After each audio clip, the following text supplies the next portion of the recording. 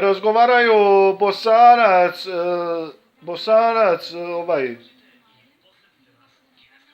ovi Vlasi ovi iz Požarevca i Makedonci iz Prilepa. I kaže, čija je jača magija? Pa kaže, Bosanac, naša je jača magija. Mi odemo u šumu, iscepamo drva, naložimo drva i ceo dan se grejemo na tri cepanice i bukve. Kažem, nije to ništa. Mi u Prilepu odemo u šumu, oberemo papriku i napravimo ajvar i to je naše, tokom zime jedemo ajvar.